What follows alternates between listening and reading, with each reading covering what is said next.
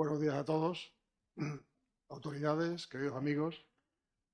En nombre de Cáritas Diocesana de Cádiz, quiero agradecer la presencia de todas las personas a este acto de presentación del Informe de Exclusión y Desarrollo Social en Andalucía, elaborado por la Fundación FOESA y por Cáritas. Nos encontramos hoy aquí para algo más que presentar un documento. Venimos a poner datos, contexto y verdad a una realidad que acompañamos cada día en nuestros barrios y en nuestras comunidades.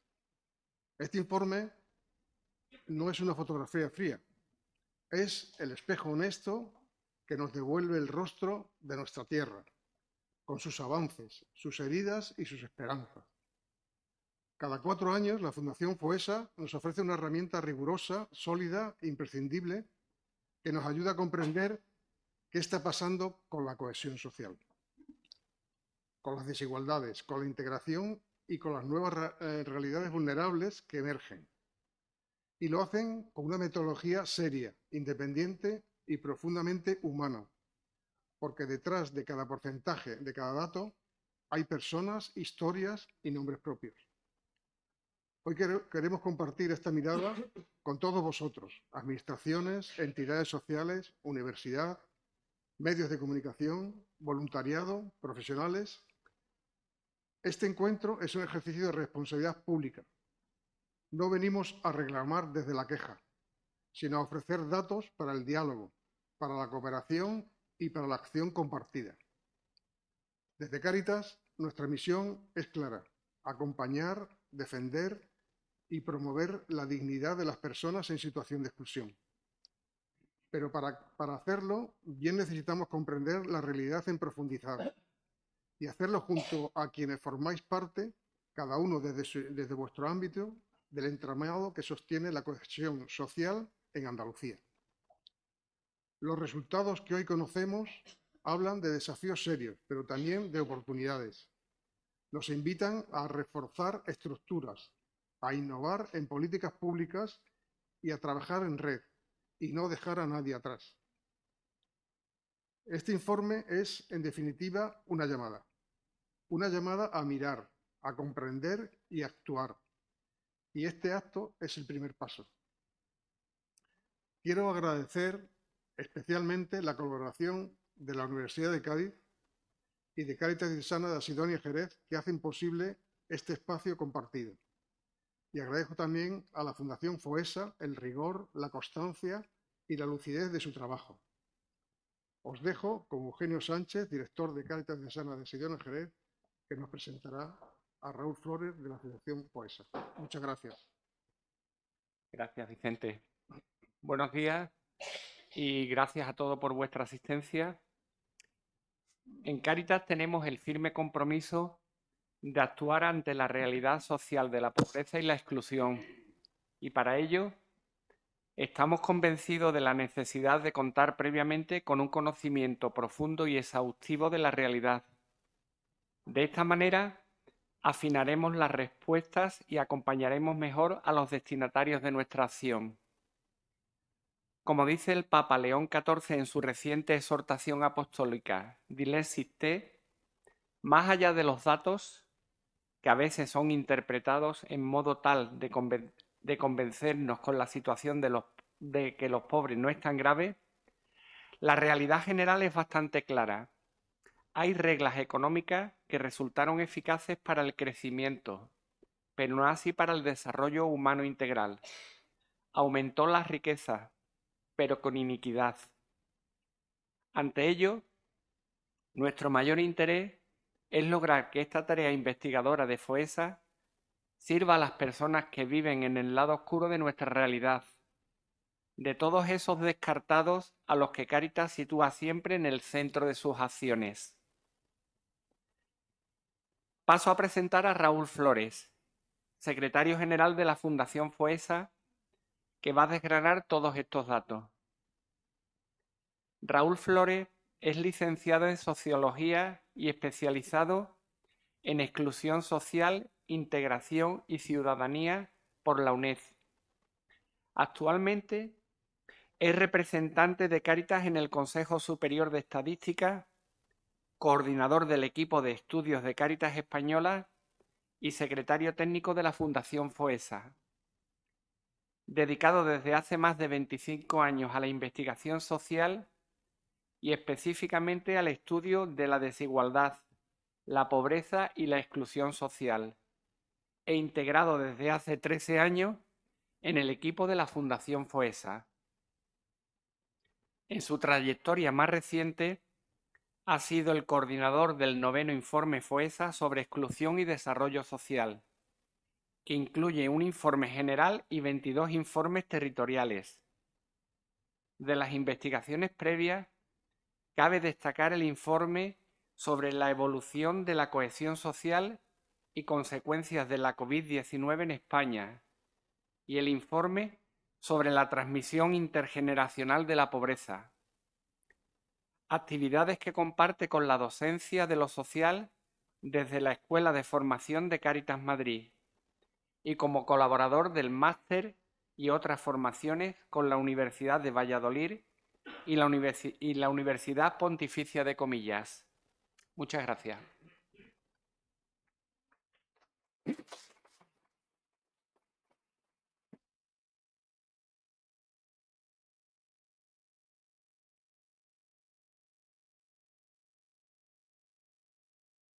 Ahora sí, muy buenos días. Muchas gracias a todas y a todos por parar durante una hora de esta mañana, o una hora y algo, no nos vamos a extender mucho más, parar y acercaros aquí, a compartir este espacio de mirar, de reflexionar juntos.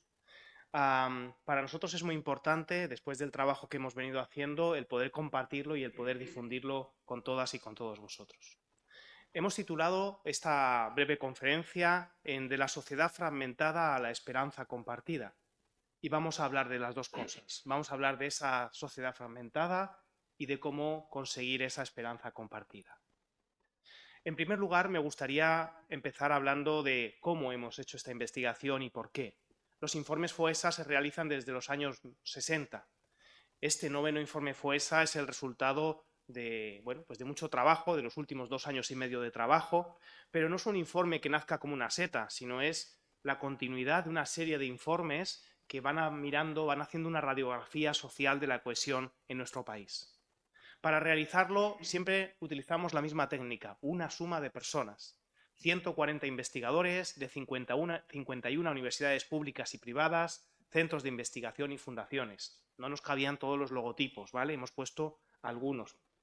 Seguro que mira a alguien y dice, pues no está el de... Pues efectivamente no está. Era una forma de representar, ¿no?, esa suma de colaboraciones.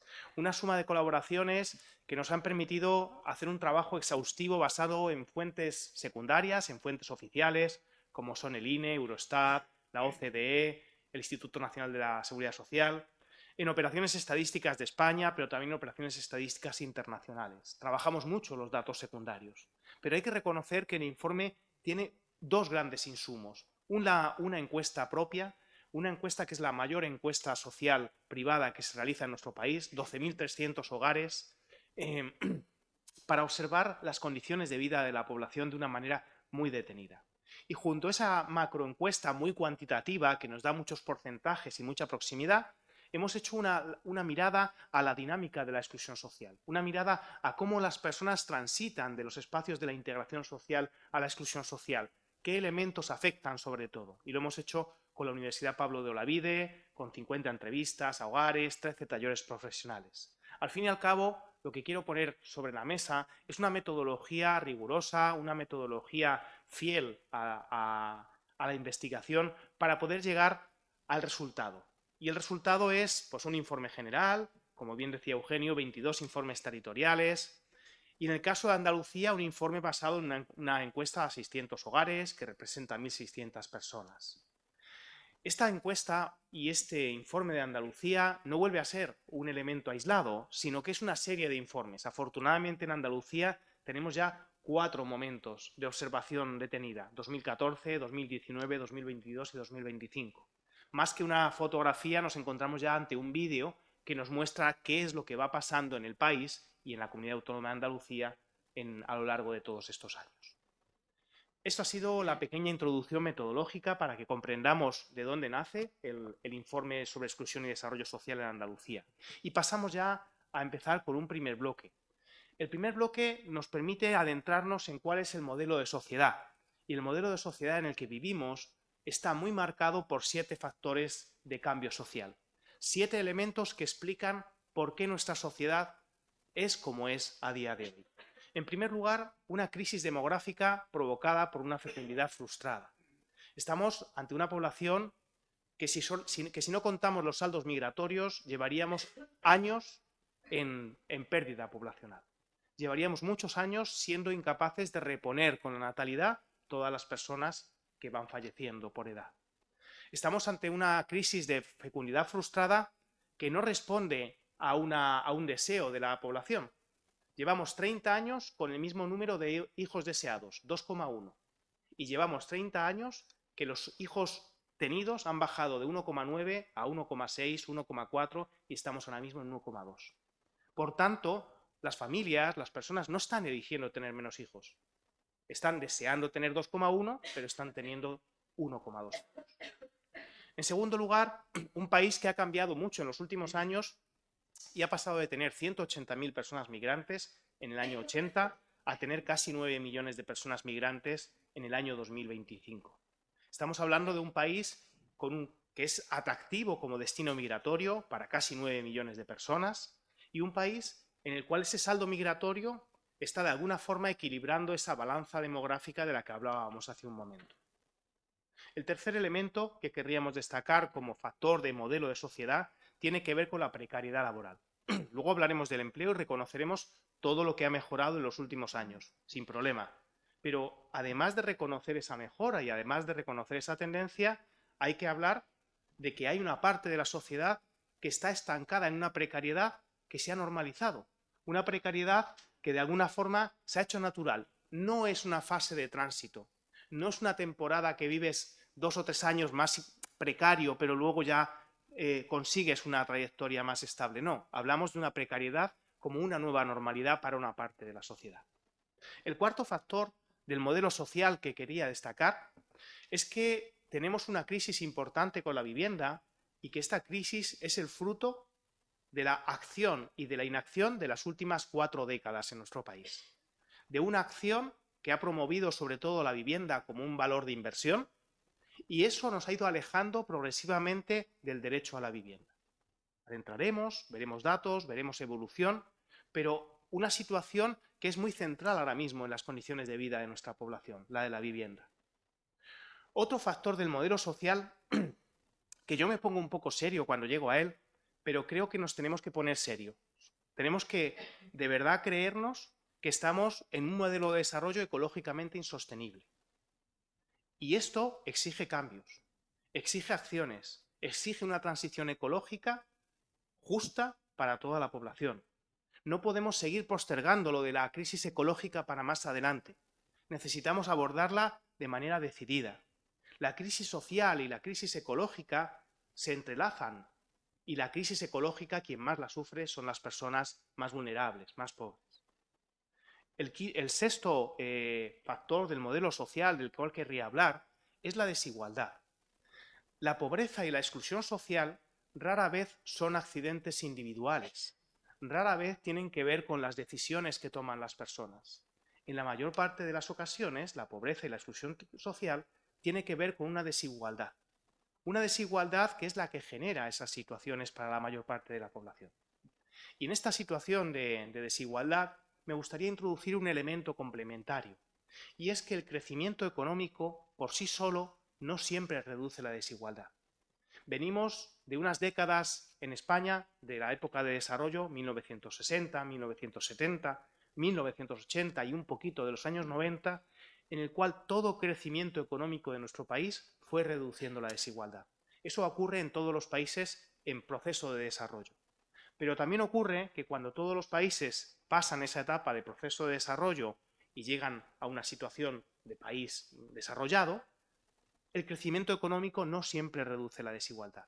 De hecho, en ocasiones el crecimiento económico amplía la desigualdad. Por tanto, cuando queremos hablar de reducir la desigualdad, tenemos que introducir otro factor, el factor de redistribución de la riqueza. ¿Necesitamos crecimiento económico? Es deseable, es bueno, es positivo, pero para reducir la desigualdad no es suficiente. Necesitamos añadirle mecanismos de redistribución de riqueza. España abandera las tasas de crecimiento económico en la Unión Europea y España abandera las tasas de desigualdad en la Unión Europea en los últimos años. Con este tema ya podemos llegar al último de los factores del modelo social que yo creo que es importante señalar, y es la referencia al estado de bienestar. Un estado de bienestar que en nuestra sociedad está bien respaldado, pero que el informe nos señala que está en riesgo. Y voy a explicarlo. Por un lado, tenemos un fuerte apoyo social al estado de bienestar. Hay 3 pilares que son fundamentales y que la gente valora mucho, la población valora mucho: sanidad, educación y pensiones. Esos 3 pilares generan un gran respaldo al estado de bienestar y nos movemos entre un respaldo de 2/3 de la población a 3/4 partes de la población. Una inmensa mayoría que dice el estado de bienestar es necesario y tenemos que mantenerlo. Frente a esto, es verdad que también tenemos riesgos en ese estado de bienestar. Uno de los riesgos que tenemos son las tensiones geopolíticas que nos están rodeando cada vez más. En estas tensiones geopolíticas, en ocasiones se generan discursos que enfrentan dos gastos. Enfrentan la inversión social al gasto militar. Lo primero que hay que decir es que la defensa y la seguridad es un pilar básico del estado de bienestar. Es decir, tenemos que tener gasto en defensa y tenemos que tener gasto en militar para asegurar el estado de bienestar. Y dicho esto, también hay que decir que la inversión social no puede depender de que tengamos que ampliar el gasto en defensa. Tenemos que buscar otros mecanismos de equilibrio. Tenemos que buscar otros elementos. Claro que tenemos que asegurar la defensa, pero también tenemos que mantener esa inversión social. El segundo elemento que creo que es importante señalar en el riesgo del estado de bienestar es la base fiscal débil. Nos encontramos en un país que tiene los elementos de solidaridad fiscal medios de la Unión Europea o incluso por debajo. Estamos como en la tabla media-baja de solidaridad fiscal de los países de la Unión Europea. Eso en teoría. Pero además, cuando luego vemos la progresividad real de lo que al final acabamos pagando, encontramos que tenemos una base fiscal mucho más débil y menos progresiva de lo que está diseñada teóricamente. Esta situación hay que abordarla y hay que hablar de ella, porque si queremos un estado de bienestar, tenemos que dotarle de los medios y de los recursos para sostenerlo. Tendremos que ponernos de acuerdo en qué debe tener ese estado de bienestar. Alguien dirá, yo creo que educación. Alguien dirá, yo creo que sanidad.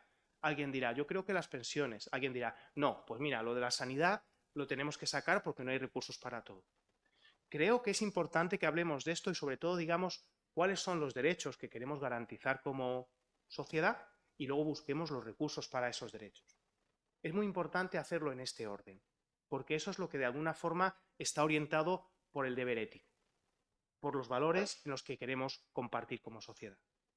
Y un tercer elemento que quiero destacar como riesgo del estado de bienestar es la desafección política. Muchas personas piensan que sus opiniones no tienen un impacto real en las decisiones públicas. Sienten a las administraciones, sienten a las personas que gobiernan lejos de sus necesidades y de sus vidas. Esto es algo que ha ido de alguna forma avanzando en el estado de opinión y es algo que necesitamos revisar, que necesitamos recolocar en nuestros entornos. Necesitamos saber que los servidores de lo público, en su inmensa mayoría, están trabajando por mejorar las cosas, cada uno desde donde cree, desde sus posiciones, desde donde considera que es mejor. Pero esto tenemos que ir de alguna forma cosiéndolo y la sociedad tiene que ir viendo que sus necesidades y sus dificultades o sus problemas se reflejan en las agendas políticas. En términos generales, y para terminar este bloque, una pequeña reflexión. El estado de bienestar requiere un nuevo pacto social y fiscal. Un nuevo pacto social que nos diga cómo queremos que sea el estado de bienestar del futuro y un nuevo pacto fiscal que busque los recursos para dotar a ese estado de bienestar. Y a esto tenemos dificultades por las tensiones políticas, por la polarización ideológica y algunas veces por decisiones y situaciones partidistas que bloquean el avance en estos pactos. Lo más importante es construir una sociedad buena para todos.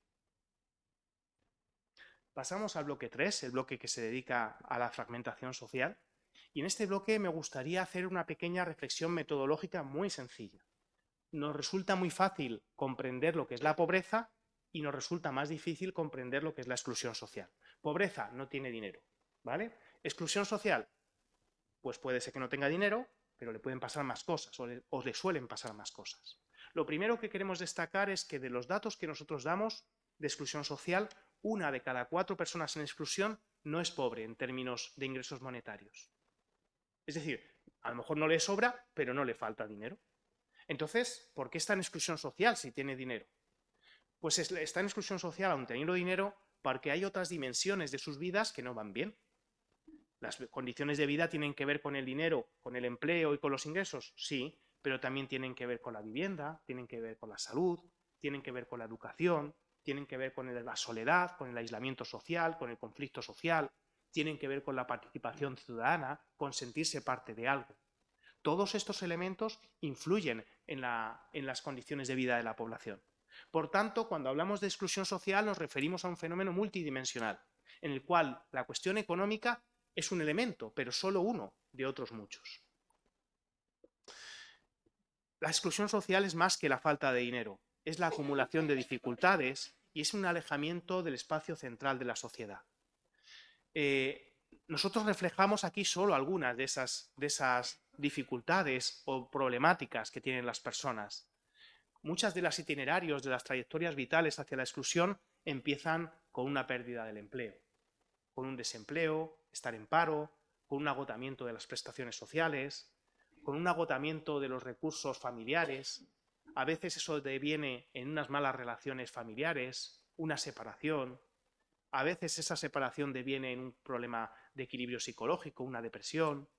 Esa es una trayectoria que ocurre a veces, pero a veces la trayectoria no empieza por ahí, empieza por un problema de salud o empieza por un conflicto familiar.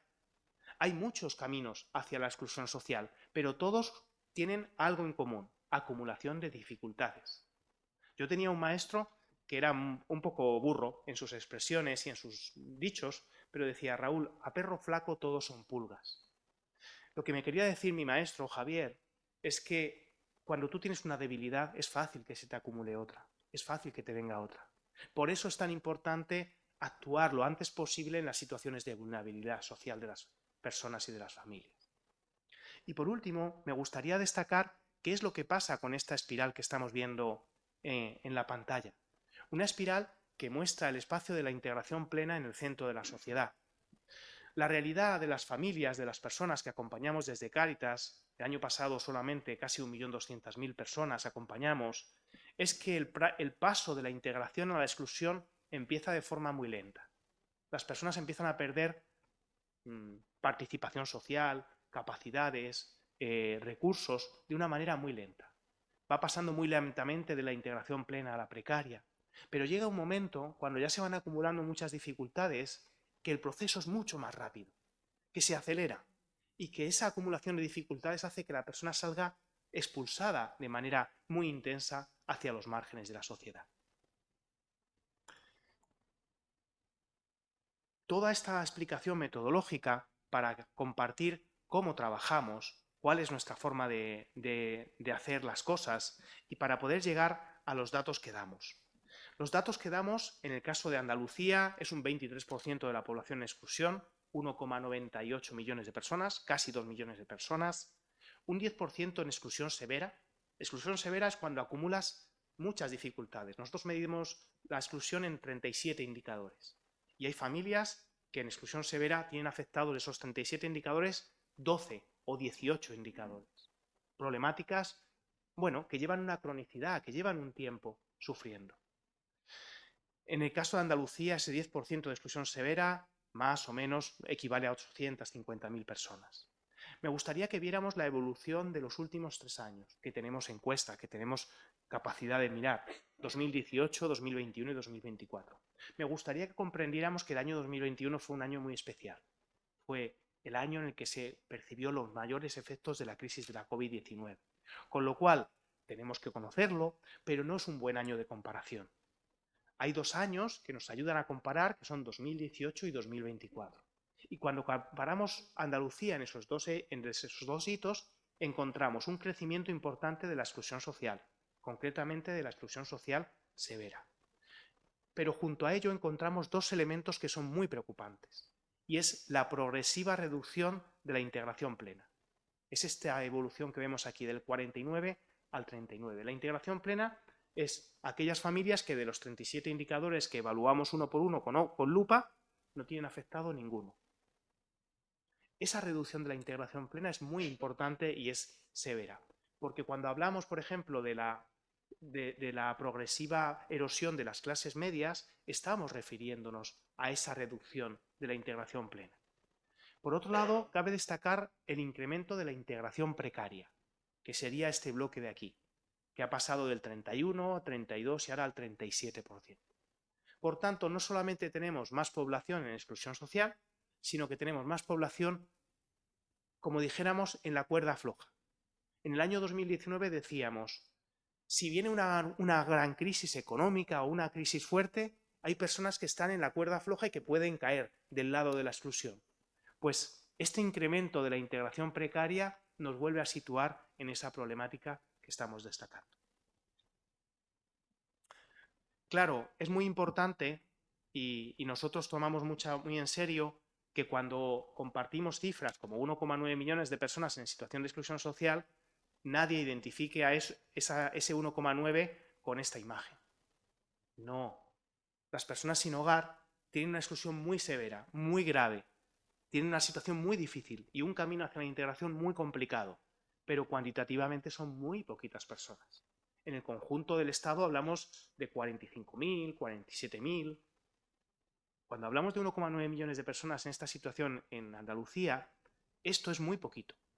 Pero hablamos, por ejemplo, de esta familia que vive en una habitación porque no puede pagar una vivienda completa y necesita compartir piso. Hablamos de esta mujer. Su pensión no es una locura, pero le llega a lo justito para pagar sus cositas y para tener su vivienda apañada y sus gastos básicos. El problema de esta mujer no es el dinero. El problema de esta mujer es que se ha quedado sin amigas, se ha quedado sin vecinas, se ha quedado sin familia. Le viene una gripe o un constipado y no tiene a nadie que le baje para hacer un caldo. Le viene una ciática y se pasa 3 días en pijama.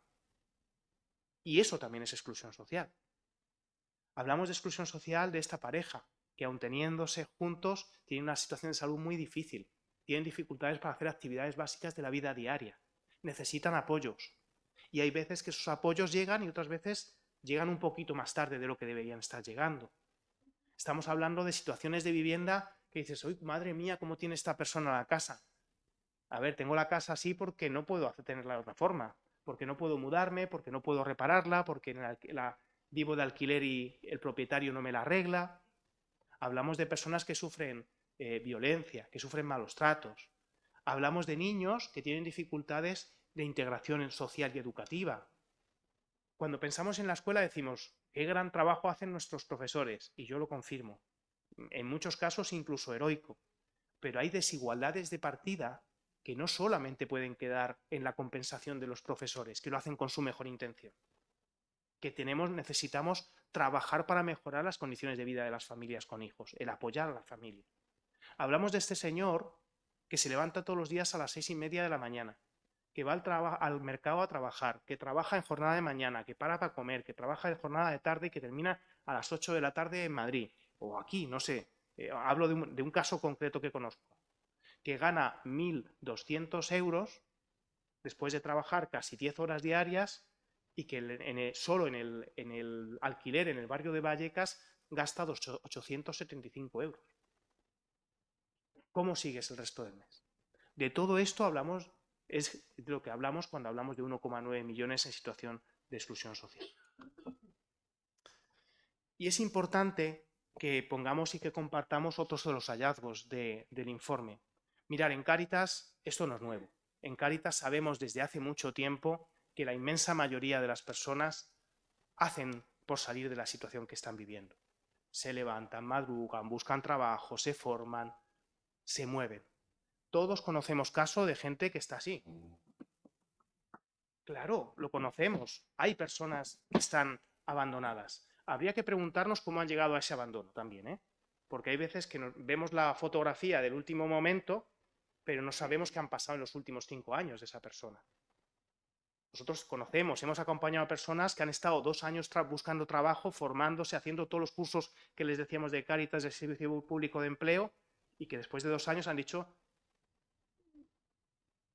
lo dejo, paso de seguir esforzándome.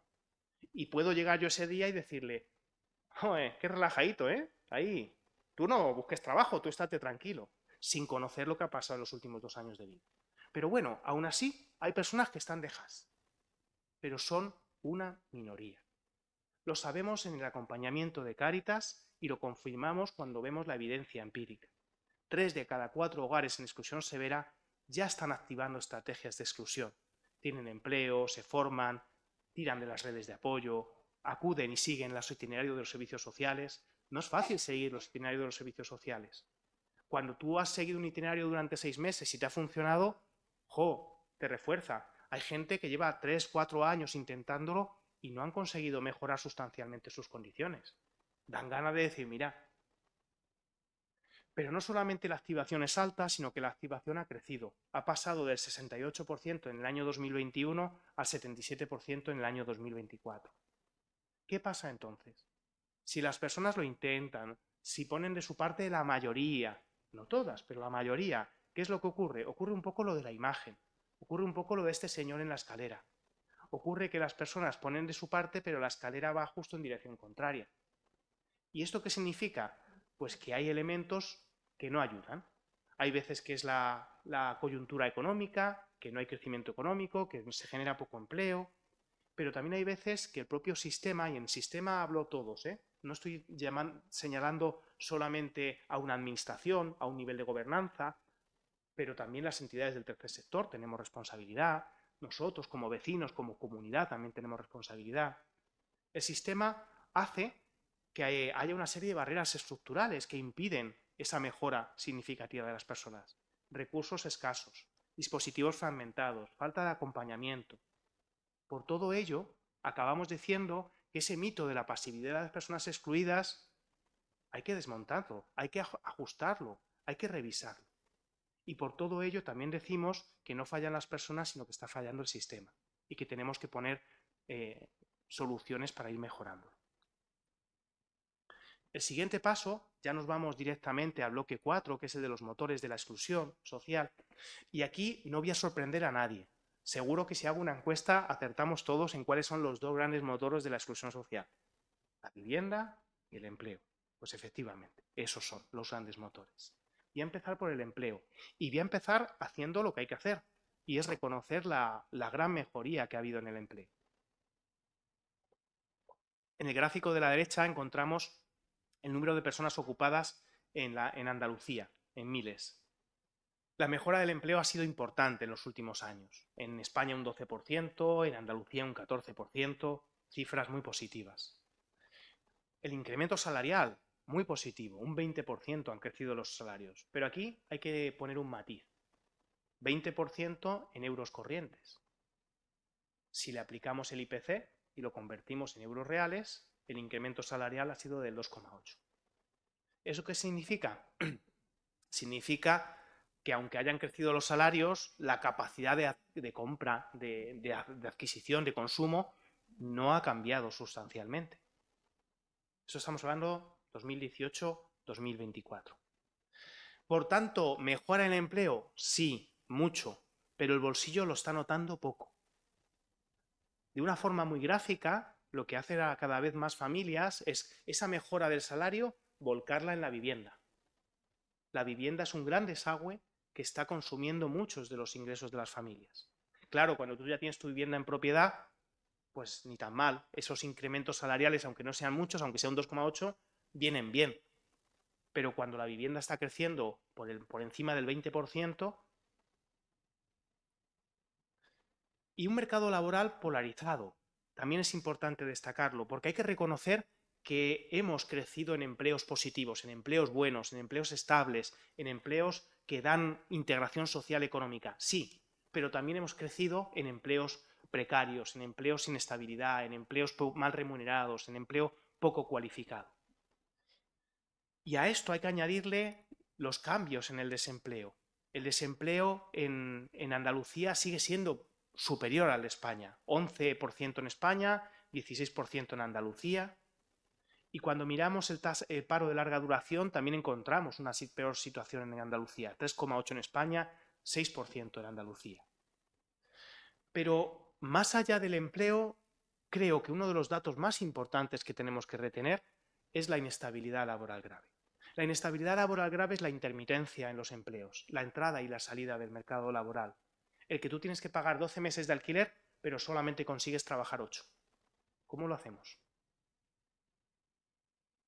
Tú tienes que pagar 12 meses de alquiler, pero solamente consigues trabajar 8. Pues porque trabajas, por ejemplo, en hostelería y la temporada que consigues encontrar son para 8 meses. También los cambios, ¿no? Pues mira, no, ni tan mal, he trabajado para 3 empresas, pero claro, entre una empresa y otra he tenido mes y medio de hueco. Pues ya son 3 meses en los dos cambios. Estamos hablando de que de 12 meses he trabajado 9. Toda esa inestabilidad laboral afecta al 12% de los hogares, concretamente al sustentador principal en inestabilidad laboral grave. Solamente en la provincia de Cádiz hablamos de 120.000 personas que viven en un hogar que no es que estén parados a lo largo de un año, están trabajando, pero están entrando y saliendo, y por tanto no generando ingresos los 365 días del año. A esto podríamos añadirle la parcialidad involuntaria. Estamos todavía en un 58 o 60% de parcialidad involuntaria. ¿Esto qué significa? Que las personas, la inmensa mayoría de las personas, cuando piden una jornada parcial no es porque lo deseen para conciliar o para poder tener una etapa más tranquila. La piden, o sea, llegan a ella porque es lo que hay. Oye, te ofrecemos 6 horitas. Oye, pues ni tan mal, ya tengo algo. A veces te están ofreciendo 3 horas. Y ya mucha gente se lo plantea si cogerlas o no. En toda esta situación, señalar que de todas las personas en exclusión, el 14% están trabajando. Si miramos los datos de atención de Cáritas, en Cádiz lo desconozco y en Jerez lo desconozco, pero en la media de España, entre el 50 y el 60% de los hogares acompañados por Cáritas hay alguien trabajando. Ese trabajo no es suficiente para su integración social y económica. Y os comparto ahora esta imagen para señalar las distintas posiciones que tenemos las personas en el mercado laboral. Mirad, yo me identifico con el gorro rojo. El gorro rojo está fuera del agua respirando ampliamente. ¿Vale? Los sueldos de Cáritas no penséis que son una locura, ¿eh? O sea, aquí hay compañeras y compañeros que lo pueden corroborar, pero dan para vivir. De momento dan para vivir. Ya veremos cómo sigue la vivienda. Dan para vivir. No es una locura, pero respiramos. Luego hay otros sueldos, pues que vaya, los del gorrito blanco. No sé si los veis. Bueno, pues están ahí por encima del agua, ¿no? Pero también tenemos los del gorrito negro. Están con el agua por encima, sin poder respirar. Cuando consiguen un trabajito de 3 meses, cogen todo el aire posible para aguantar, porque saben que luego va a venir otra fase en la cual no van a poder trabajar. Esta es la realidad de una parte de la población. Dependiendo de los indicadores que usemos, entre el 20 y el 28% de la población. No es mucho, pero es que esta situación es muy sostenida. No es que estén un año así y luego mejoren, es que llevan años en esta situación. Conclusión, ¿tener un empleo protege? Sí, pero ya no blinda. Ya no es la seguridad que nos daba antes. Vamos a hablar de vivienda. Seguro que estáis un poco cansadas y cansados de hablar de vivienda. Darme 3 minutos o 4, ¿vale? Pero es que es muy importante lo que el informe nos dice. Tenemos ya un 23% de la población afectada por rasgos de exclusión en residencia. No hablamos de personas sin hogar que ni siquiera las encuestas las detecta, porque las encuestas son en hogares, con lo cual no aparecen en esta parte del informe. Hablamos de personas que viven en casas, pero que tienen inseguridad e inadecuación de la vivienda. Los incrementos de los precios que veis están totalmente ya anticuados, no los hemos actualizado, no pasa nada. Son bastante más altos de los que estáis viendo aquí. Esto es 2018-2024, pues imaginaos desde 2024 lo que ha pasado. El incremento del precio de compra, 42%. El incremento del coste de alquiler, 25%. Todo ello ha ido afectando a que el 60% de los hogares que están en el alquiler están tensionados. Esto significa que dedican mucho más parte del presupuesto familiar del que deberían estar dedicando. Están dedicando más de un 40% de su presupuesto familiar al alquiler. Cuando digo esto, hay veces que alguien me dice, ya me gustaría a mí pagar solo el 40% de mi salario. Efectivamente, tenemos 50, 60 y hasta 70% del presupuesto familiar en muchas personas. Todo esto genera unas consecuencias dramáticas y yo solamente voy a señalar dos consecuencias. Uno, el día 2 de cada mes, después de pagar la vivienda y los suministros, 140.000 personas en la provincia de Cádiz, este es dato de Cádiz, se quedan en la pobreza severa. Es decir, se quedan el resto del mes con muy poquito dinero para trabajar, o sea, para vivir 28 días más. Pero además de esto, quiero señalar, quiero subrayar que las consecuencias dramáticas para nosotros más importantes son la ausencia de hogar. El hogar es el espacio de seguridad, de protección, de desarrollo personal y familiar. Cuando tú estás viviendo estas situaciones de vivienda, no hay hogar. Lo que hay es asfixia, lo que hay es estrés, lo que hay es miedo a no poder seguir en la vivienda. Esa es la realidad de una gran parte de la sociedad. Estamos negando el derecho a una vivienda, pero lo más importante, estamos negando el derecho a un hogar, que es el espacio de seguridad y de desarrollo de todas las personas y de todas las familias. Por todo ello nos ponemos un poco serios y decimos, a ver, la vivienda es un derecho fake. Y claro, la reflexión siguiente es, bueno, ¿y esto cómo está en las normas? Las normas nos dicen en el artículo 47 que todos los españoles tienen derecho a disfrutar de una vivienda digna y adecuada. Vale, hasta ahí esto no lo sabemos todos, ¿no? Pero seguimos leyendo y vemos algo que yo creo que sí que nos debe remover. Dice, los poderes públicos promoverán las condiciones necesarias y establecerán las normas pertinentes para hacer efectivo este derecho. Ahí ya nos están dando un mandato. Regulando la utilización del suelo de acuerdo con el interés general para impedir la especulación. Ahí nos están dando otro mensajito, la Constitución española. Tenemos que revisarnos. Las cosas no son ni blancas ni negras. No es fácil. Pues ahora no. Hay muchos grises. Pero ¿cuánto de esto estamos haciendo bien y cuánto tenemos que mejorar? Planténoslo porque estamos en un momento serio, importante, en un cambio de trayectoria porque además los cambios en los temas de vivienda no se ven a los 2 años. Necesitamos 15, 20 años en verlo. Y es ahora cuando tenemos que tomarlo. Al final nos enfrentamos a dos polaridades. De nuevo, ni blanco ni negro. Busquemos espacios intermedios. Pero llevamos décadas primando la vivienda como un bien de inversión y quizás ahora tenemos que intentar primar la vivienda como un bien de uso social. Vamos, esto avanza muy rápido, ya mismo estamos terminados. Vamos al bloque 5. Hemos hablado de los motores de la exclusión y ahora hay que hablar de los multiplicadores de la desigualdad, de los multiplicadores de la pobreza y de la exclusión social. Yo he elegido solo 3, ¿vale? Tampoco se trata aquí de dar una charla que nos durmamos. La pobreza monetaria, que también es importante como espacio de la exclusión social, la salud y los vínculos rotos. La pobreza en Andalucía, si miramos pobreza relativa, ahí tenemos los umbrales. Un adulto por debajo de 841 euros, 2 adultos y 2 menores por debajo de 1.766. La pobreza en España es el 20%, en Andalucía un 29%. Esto es algo que se mantiene en el tiempo. Cuando miramos la pobreza severa, ya hablamos de otra cosa distinta. Hablamos de que un adulto que tenga menos de 560 euros al mes y 2 adultos y 2 menores que tengan menos de 1.167 euros al mes. 8% en España, 13% en Andalucía. También una constante, Andalucía por encima de España.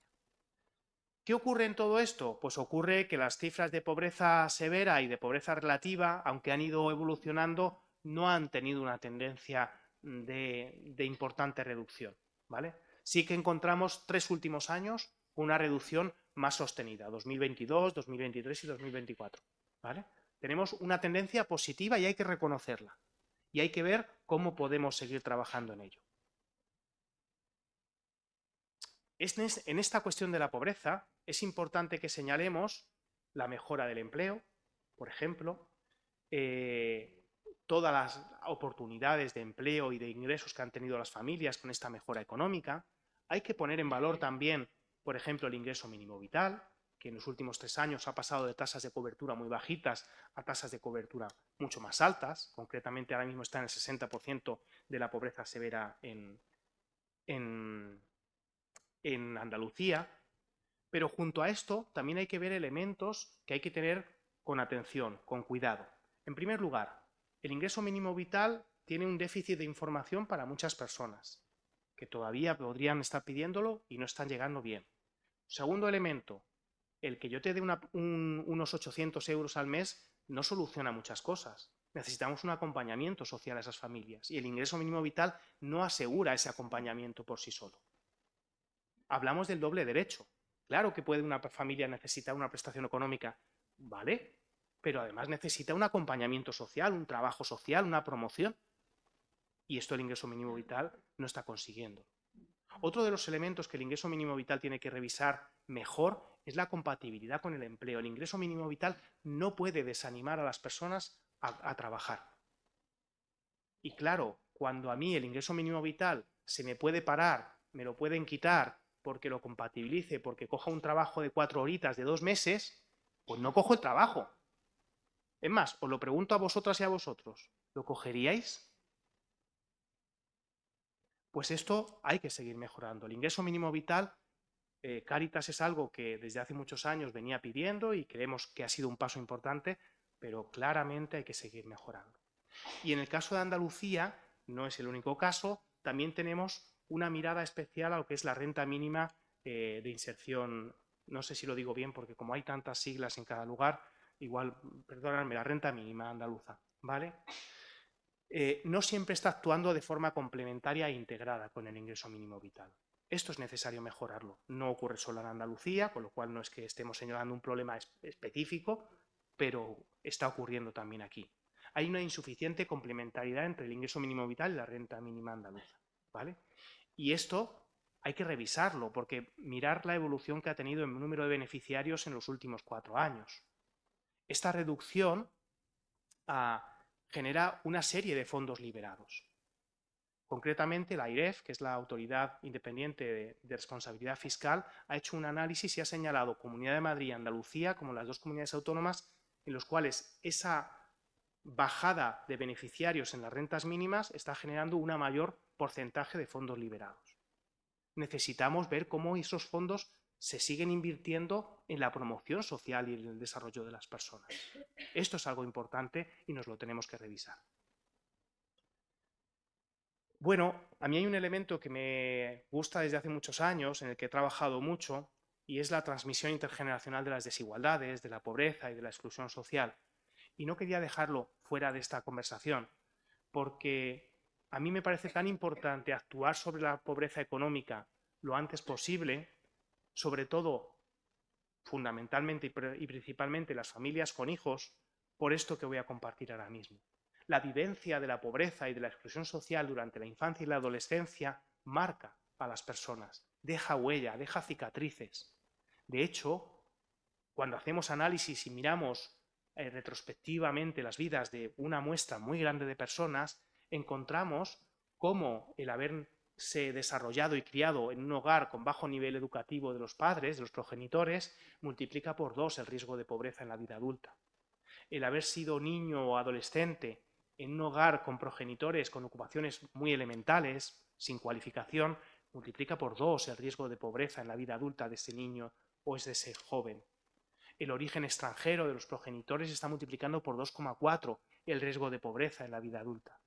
Son cadenas de transmisión de la pobreza que son evitables, que podemos cortarlas, pero que requieren un cuidado a la familia, un apoyo a la etapa de crianza en la que todos somos más vulnerables. Me voy ya a la salud. Mirar, yo cuando he elegido esta imagen me he visto un poco cruel. Y he dicho, igual Raúl, estás elevando mucho el tono y te estás poniendo pelín cruel. Pero así, con esta reflexión y con esta, pues si me he equivocado, pues lo siento, pido disculpas, pero quería traer esta imagen. La duración de estas velas son distintas. Cada una tiene una cera diferente, una cantidad de cera diferente. Pues esto es un extremo, evidentemente, es una exageración, seguramente. Pero corremos el riesgo de que esa desigualdad económica y en la exclusión social refleje esta imagen de las velas. La exclusión en la salud tiene un componente económico, ¿vale? En Andalucía tenemos 1,3 millones de personas que no pueden acceder a tratamientos médicos, seguir dietas o a medicamentos. Hablo de podólogo, hablo de dentista, hablo de psicólogo, cosas normales. El otro día me preguntaba alguien, ¿un podólogo es necesario? Cuando seas mayor ya verás lo importante que es un podólogo para poder seguir caminando, para poder seguir saliendo y socializando. Es crucial. Elementos que nos parecen pequeños, pero que muchas familias van al límite. A día de hoy, en Andalucía, tenemos un 17% de la población con necesidades odontológicas no cubiertas, ¿vale? Sin acceso a prótesis dentales, gafas o audífonos, un 15%. Una terapia psicológica inaccesible para el 6%. Fijaos, no conozco bien la realidad de Andalucía, así que voy a hablar de la de Madrid. Me disculpáis, ¿vale? En Madrid, si tú te empiezas a sentir muy triste durante mucho tiempo, vas a tu médico de cabecera y lo primero que te dice, pues, oye, pues a lo mejor estás como en un proceso de bajón, quizás de depresión, vamos a hacer un tratamiento de 3 meses. Te mandan una pastilla, tomas ese tratamiento de 3 meses, si mejoras, fantástico, y si no mejoras, vuelves al médico y te dice, te voy a derivar a salud mental. Te deriva a salud mental. Ahora mismo en Madrid, en aproximadamente 5 o 6 meses, tienes la primera consulta con tu psicólogo. Y ese psicólogo te va a acompañar en terapia cada 3 semanas, aproximadamente 40 minutos cada 3 semanas. Esa es la realidad si sigues ese canal. Si sacas la cartera y sacas 60 euros y llamas, tienes un psicólogo esa misma tarde. Estoy exagerándolo, ¿eh? Y me vais a perdonar que lo exagere. No, pero me pongo así, me pongo intenso, pero leñe, que todos lo podemos pasar mal y todos podemos necesitar esa terapia psicológica. Es que es salud, es que no es tontería. Vale, perdonad, que había olvidado poner el dato de Cádiz. 200.000 personas en Cádiz sin poder acceder a tratamientos médicos que no están en el catálogo de la Seguridad Social o que tienen unos retrasos tales que en verdad no estás pudiendo optar a ello. El ejemplo que yo he puesto en la Comunidad de Madrid es, sí que tienes el camino hacia la salud mental, pero no es efectivo. Es un derecho que no es efectivo en ese momento. Mirar, el Observatorio de la Desigualdad en Andalucía hace un estudio muy interesante que he podido leer estos días pasados, así que lo traigo cogido con pinzas, ¿no? Pero habla de diferencia entre barrios andaluces. Esperanza de vida con más de 9 años de diferencia entre unos barrios y otros. La variable que está detrás de esta esperanza de vida es la capacidad económica de las personas que viven en unos barrios y en otros. Esto también es distintivo.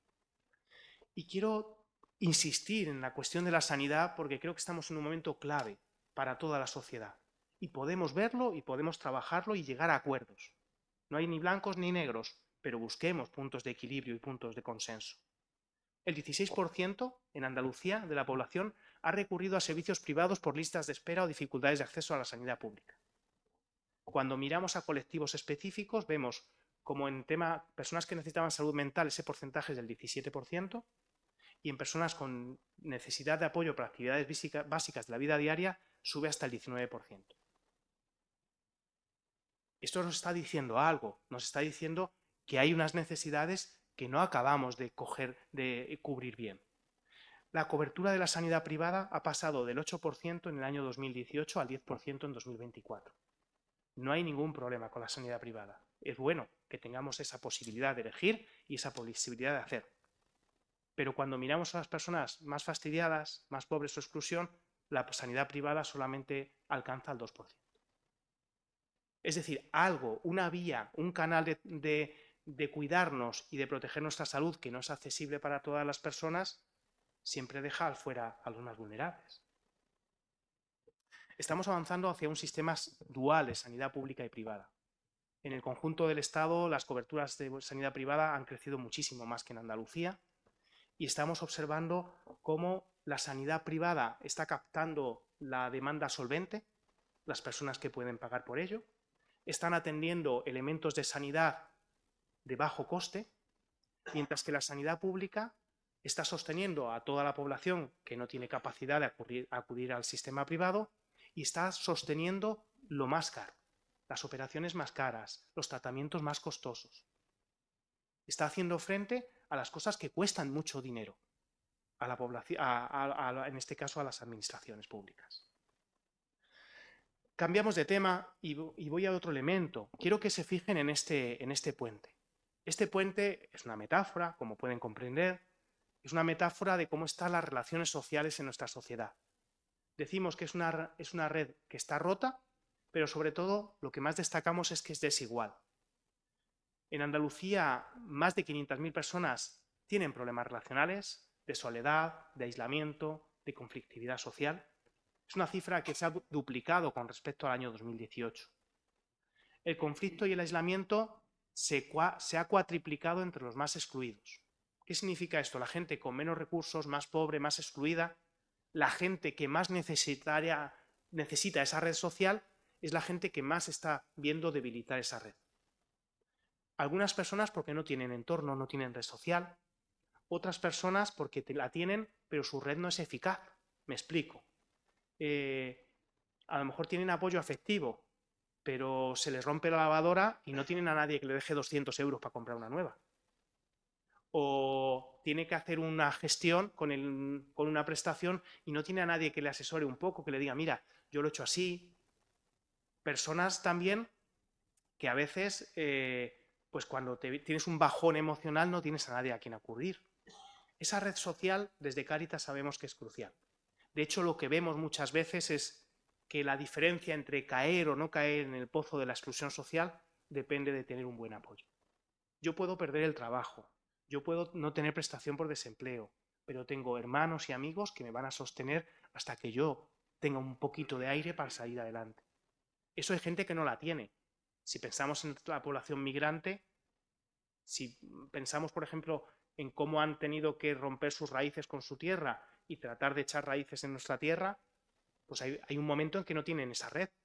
Pero hay veces que familias que teniendo red, teniendo familia, teniendo amigos, no consiguen ese apoyo que necesitan. Y hay algo que señala el informe con mucha seriedad, y es que si hay vínculos, la exclusión es reversible. Si se rompen esos vínculos, la exclusión se acelera. Llegamos a otra parte, ya de las finales, en el cual miramos los rostros de la exclusión. Rostros de la exclusión y una pequeña referencia a la ruptura generacional. Lo primero que quiero destacar es que la exclusión social entre la población migrante, en el caso de Andalucía, se duplica. Pasa del 23 al 48%. Sufren en mayor medida la exclusión social. Pero a renglón seguido, quiero señalar que aún así en Andalucía el 80% de las personas en exclusión siguen siendo de origen español. Es decir, no podemos identificar exclusión social con población migrante. Hay un mayor riesgo, hay una mayor exposición de la población inmigrante a la exclusión, pero a día de hoy la inmensa mayoría de la exclusión sigue siendo población autóctona. Los porcentajes de exclusión social pasan del 23% al 29% en las familias encabezadas por mujeres. ¿Por qué se produce esto? Esto se produce por una desigualdad estructural que viene desde hace tiempo. Es decir, las mujeres han trabajado en menor medida, han tenido ocupaciones peor remuneradas, han tenido prestaciones de desempleo equivalentes a las cotizaciones y por tanto más bajas, pensiones más bajas equivalentes a no cotizaciones o a cotizaciones más pequeñas. Ese proceso, esa desigualdad de décadas se sigue reflejando en nuestra sociedad. Es verdad que el porcentaje no es mucho más elevado, pero es que es un porcentaje muy persistente desde hace muchos años y queríamos destacarlo en estos rostros. Y por último, queríamos destacar la situación de los jóvenes. Personas de 18 a 29 años con porcentajes de exclusión también muy elevados. Mirad, en los últimos 15 años, el colectivo de población por edad que más ha empeorado sus condiciones han sido las familias con hijos, 0-18, y los jóvenes, 18-29 años. En ese mismo periodo, las personas mayores de 65 y más años han reducido los niveles de exclusión muchísimo. La exclusión severa entre los mayores de 65 años está por debajo del 3%. Es decir, en el mismo periodo hemos conseguido mejorar mucho las condiciones de vida de nuestros mayores, muy bien, y hemos desatendido, permitidme que lo diga así al burro, las condiciones de vida de las familias con hijos y de los más jóvenes. Y esto no es una pelea, no. Hay que reconocer qué es lo que ha pasado. Lo que ha pasado en las personas mayores han sido dos cosas. Han sido muchas cosas. Yo lo reduzco a dos, perdonadme, ¿eh? Una, un sistema de pensiones que seguramente sea mejorable, que seguramente haya que ver cómo aquilatarlo mejor, pero que está protegiendo de la desigualdad a nuestros mayores. Y otro elemento fundamental, la menor exposición de las personas mayores a la vivienda.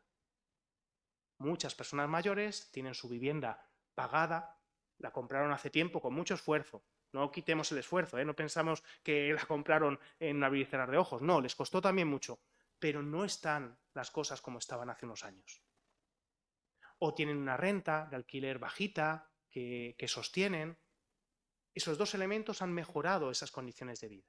Siguen teniendo elementos de soledad, de aislamiento, de salud, que ponen en riesgo su exclusión o que se ponen en riesgo de exclusión, pero no tanto en de exclusión severa.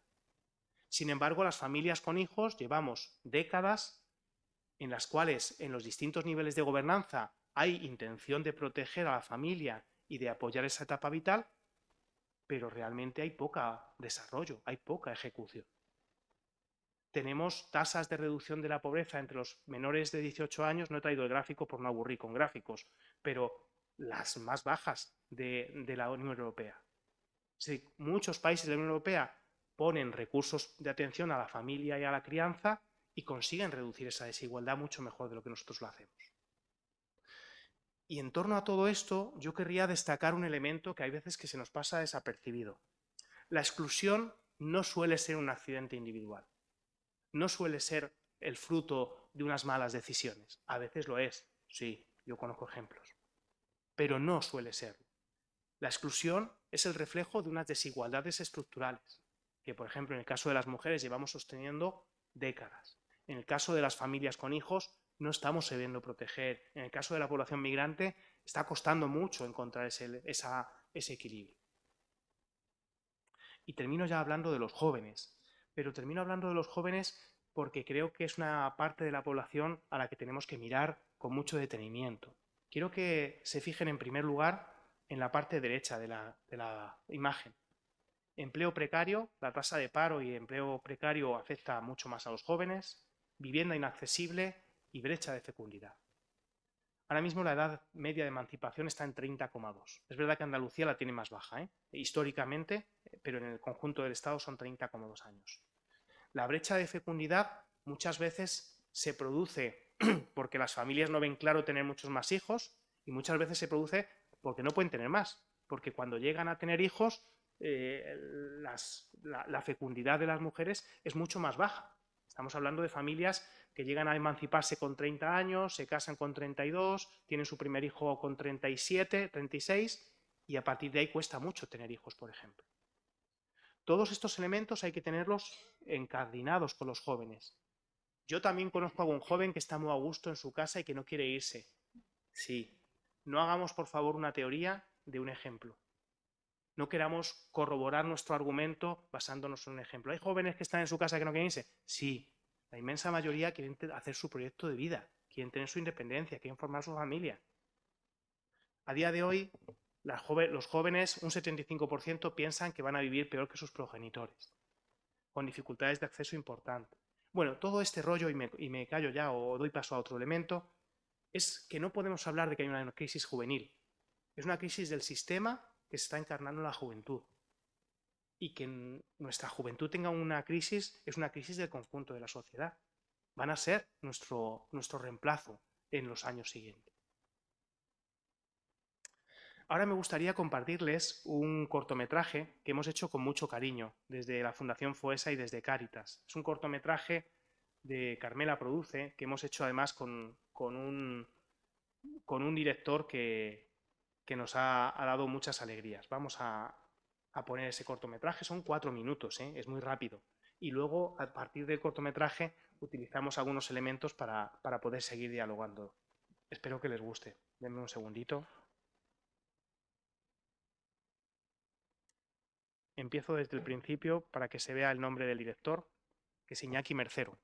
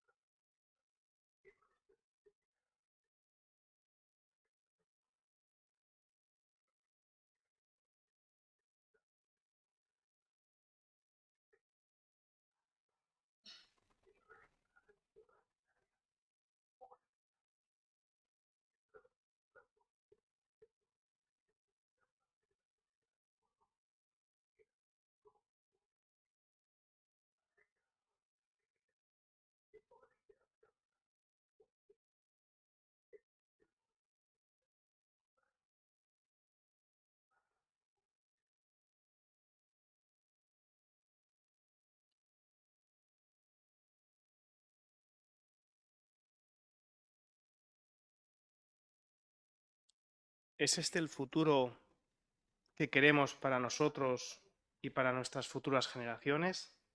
Atrapados, excluidos, invisibles, apartados, descartados.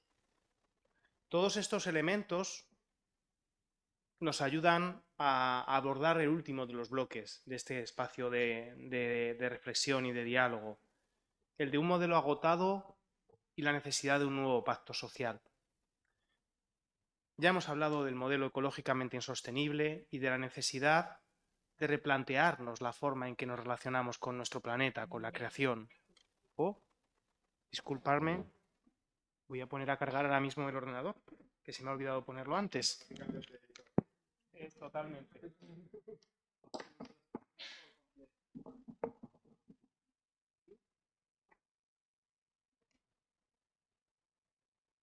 ¿Ha hecho? Sí. Perfecto.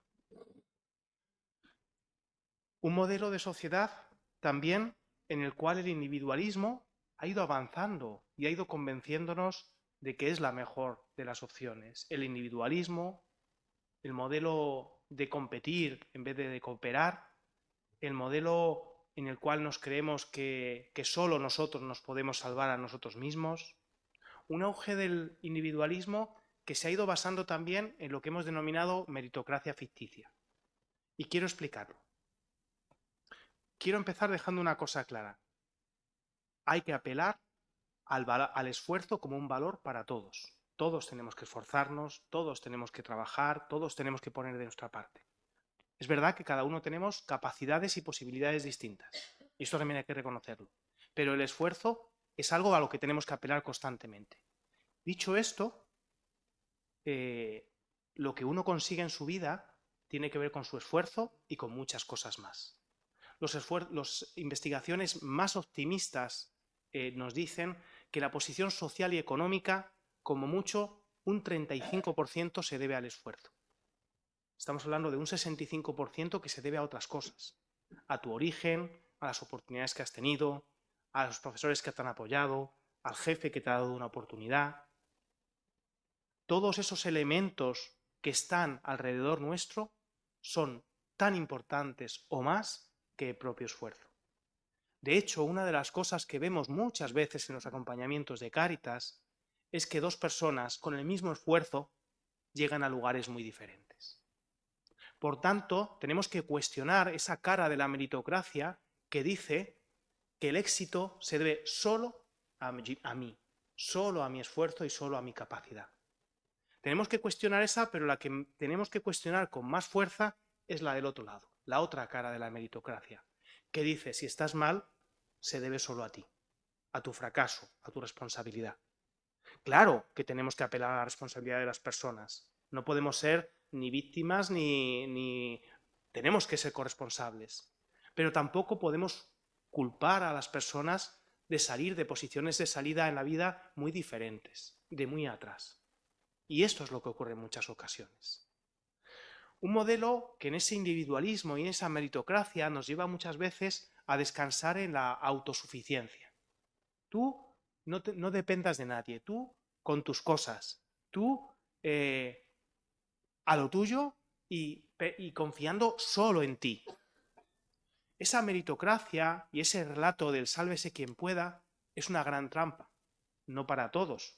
Los que tienen más capacidad o más recursos se pueden mover en ese modelo, sino para las personas con menos recursos, más vulnerables.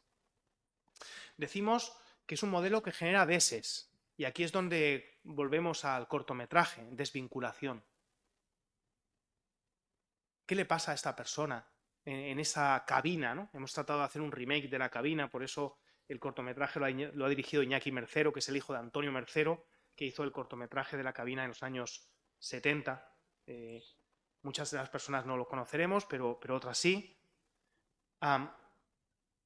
Esa desvinculación, esa invisibilidad, ese que no me importa a lo que le pasa a este señor que está dentro, a este señor o a esa mujer con ese hijo. Si hablamos de culpas, si hablamos de qué culpa tiene el hijo que ha nacido en ese hogar, que ha nacido con esa señora, poniéndonos en el peor de las situaciones de que esa mujer ha tomado malas decisiones, ¿y su hijo? no solamente desvinculación, sino desconfianza. La confianza en las comunidades, en los espacios sociales, en la vecindad se han ido reduciendo. Nos hemos ido cada vez quedando en un círculo más próximo. Tenemos una gran confianza y un gran apoyo en nuestro núcleo más pequeñito, pero cada vez nos desvinculamos más de esos círculos posteriores, nuestros vecinos, nuestros amigos, nuestra comunidad. Claro, el que tiene un buen círculo pequeñito, ole, no le va a faltar de nada. Pero el que o no tiene círculo pequeñito o su círculo pequeñito no tiene fuerza, tiene un problema, porque se está desconectando de la comunidad, de esos círculos más amplios. Y desafección. Estamos dejando de creer en algo fundamental en la política, en nuestras instituciones, en nuestros servidores de lo público, que a veces lo harán mejor, otras veces peor, que a veces se equivocarán y a veces acertarán, pero que son importantes y que no podemos desacreditar su tarea. Tenemos que exigirles, por supuesto que sí. Esto hay que hacerlo de mejor, esto hay que hacerlo más eficiente. No podemos hacer las cosas mal, pero son cruciales en nuestra sociedad. Y dos premisas para el cambio. Dos premisas que pasan por reconocernos al menos dos cosas. Interdependientes. No podemos salvarnos a nosotros mismos. Tenemos que confiar en esa interdependencia. Y ecodependientes.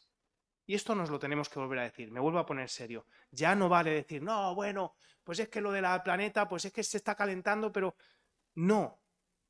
No estamos jugándonos nuestra vida, estamos jugándonos la vida de nuestros hijos, la vida de nuestros nietos. No estamos siendo buenos antepasados. Y es el momento de tomar la decisión de que si queremos ser buenos antepasados. Por todo ello decimos, hay que cuidarnos entre nosotros y hay que cuidar lo que nos sostiene. El tema de las propuestas me lo voy a saltar. Si luego surge en el diálogo, pues lo abordamos, ¿vale? Pero no quiero estar yo más tiempo. Ya cierro. Cierro con esa llamada a la esperanza, ¿no? Decíamos, de la fragmentación social a la esperanza. Pero cuidado, yo le he puesto un apellido a esta esperanza. Esperanza compartida.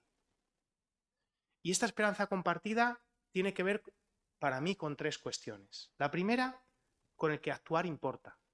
Nos dice Rebecca Solnit que la esperanza es un método de trabajo dentro de la incertidumbre. No sabemos lo que va a pasar. Pero como no sabemos lo que va a pasar, tenemos que actuar y actuar importa, porque actuar puede hacer que las cosas pasen mejor o peor. Dicho de otra forma, no podemos ser ni optimistas ni pesimistas. Los pesimistas dicen, hagamos lo que hagamos, la cosa va a ir mal. Los optimistas dicen, da igual lo que hagamos, esto va a ir fenomenal. No, no nos vale ni una cosa ni otra. Tenemos que ser esperanzados activos. Actuamos porque en esa incertidumbre hay cosas que se pueden cambiar y mejorar. Segundo elemento, que muchas veces nos equivocamos. La esperanza no depende de los datos de la realidad. Si yo ahora mismo pongo un medidor de esperanza después de esta charla de datos que os he dado, estamos en -10. No podemos basar nuestra esperanza en los datos de la realidad. Es la realidad la que depende de nuestra esperanza, decía José Vitoria.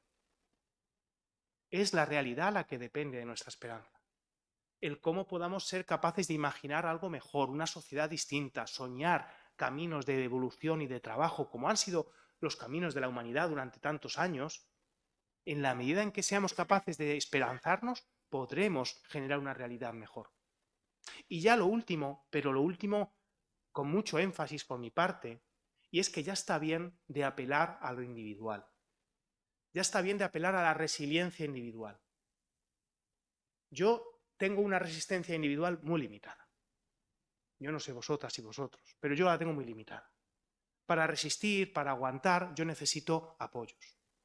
A mucha gente también le pasa. Y sin embargo, muchas veces apelamos a la resiliencia individual. Hay que apelar a la resiliencia colectiva. Yo, claro, yo pongo mi parte, pero necesito un entorno en el cual resistir. De igual manera hay que apelar a la esperanza colectiva, a la esperanza en comunidad. A mí se me van y se me vienen lo de la esperanza muy rápidamente. A veces necesito una comunidad, un grupo con el cual tejer esa esperanza. En comunidad se tejen los vínculos de la esperanza. Decía Marina Garcés que es necesario comprender la esperanza como una tarea colectiva, sostenernos mutuamente, cuidar el mundo y mantener abierta la posibilidad de lo nuevo. Pues esta es la invitación que os comparto ya por último en torno a la esperanza. Gracias.